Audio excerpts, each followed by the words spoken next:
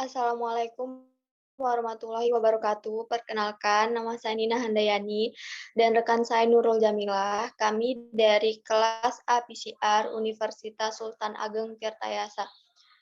Kami berdua akan menjelaskan mengenai aplikasi PCR pada bakso yang mengandung daging babi. Untuk mempersingkat waktu, untuk materi yang pertama akan dijelaskan oleh saya sendiri, yaitu mengenai bakso. Bakso merupakan olahan yang biasanya terbuat dari daging sapi. Mahalnya daging sapi menyebabkan para pedagang nakal mencampur daging sapi dengan daging babi, sehingga meminimalisir biaya.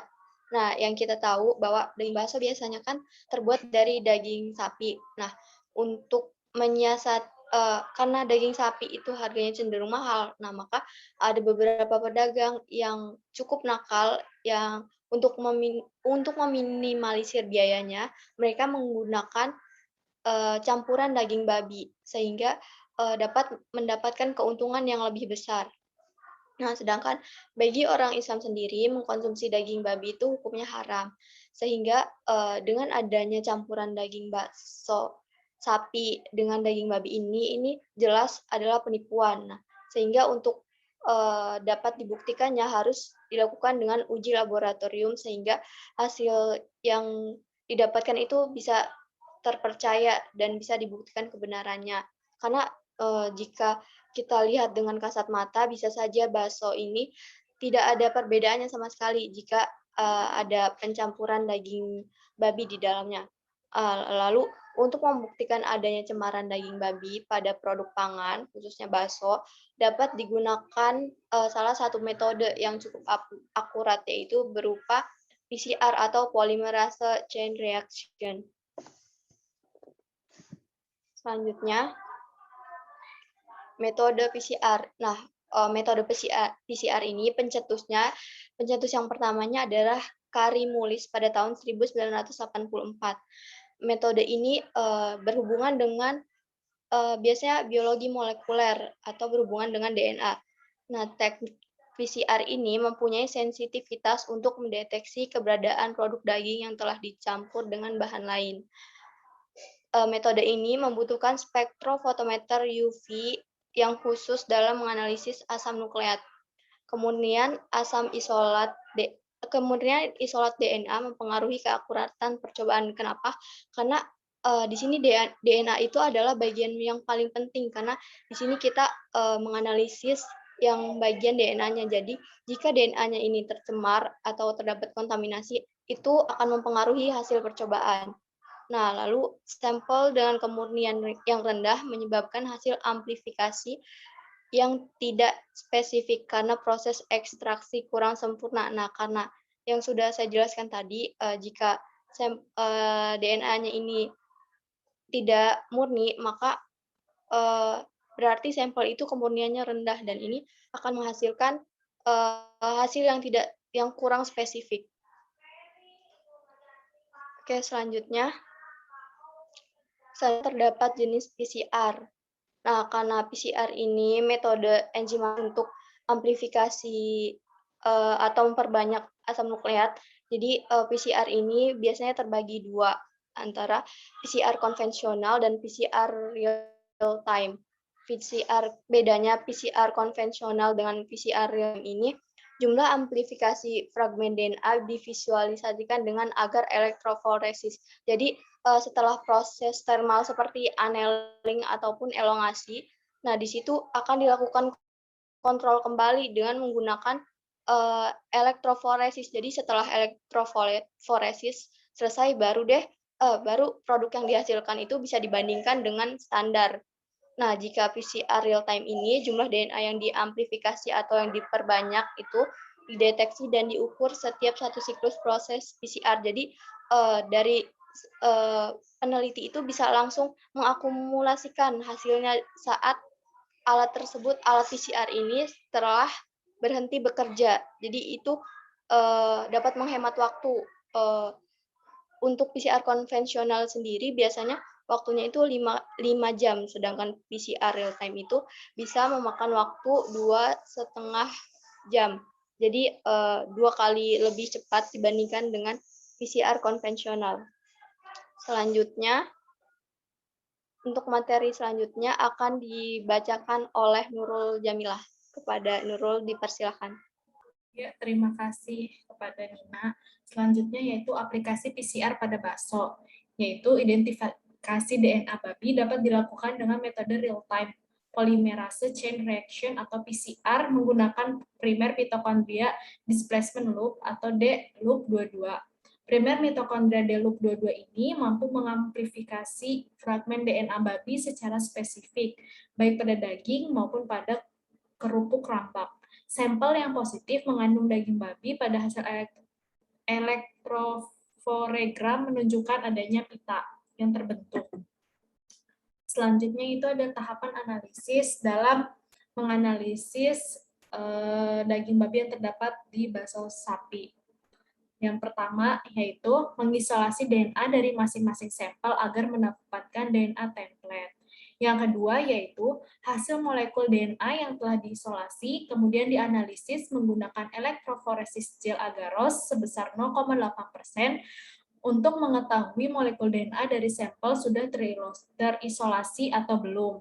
Selanjutnya yaitu menentukan konsentrasi dan kemurnian DNA hasil isolasi dengan menggunakan spektrofotometer UV vis dengan panjang gelombang 260 nanometer. Kenapa menggunakan panjang gelombang 260 nanometer?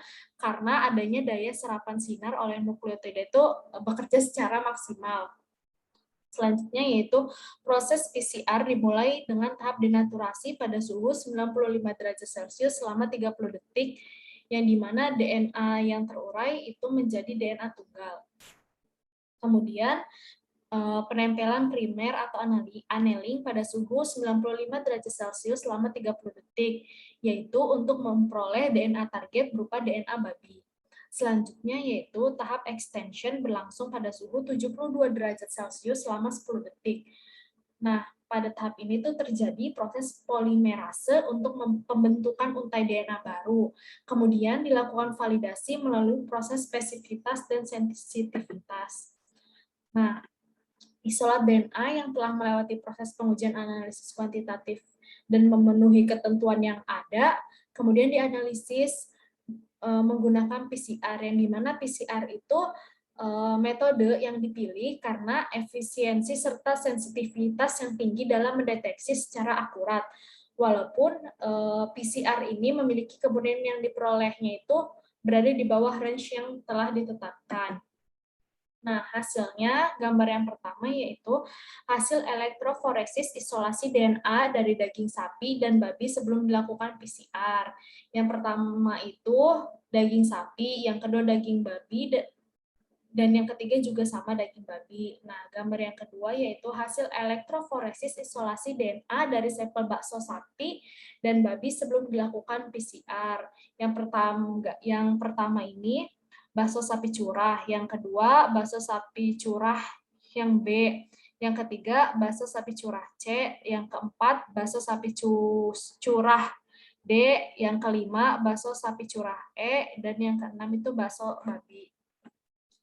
Nah, di gambar yang ketiga itu hasil elektroforesis isolasi DNA. Yang pertama itu perbandingan antara babi dengan sapi sebesar 0,1%, yang kedua itu babi dengan sapi 5%, yang ketiga babi dengan sapi 1%, yang keempat itu babi dengan sapi 0,05%, yang kelima itu pengenceran DNA babi 1:10, dan yang keenam pengenceran DNA babi 1:103, yang ketujuh pengenceran DNA babi 1:104, dan yang ke-8 itu pengenceran DNA babi 1:102. Kemudian gambar yang keempat yaitu hasil amplifikasi PCR yang dielektroforesis pada gel agarosa 0,8%. Yang pertama ini bakso sapi curah A, yang kedua bakso sapi curah B, yang ketiga bakso sapi curah C, yang keempat bakso sapi curah D, yang kelima bakso sapi curah E, yang keenam bakso sapi curah daging sapi, yang ketujuh daging babi, dan yang ke-8 daging babi.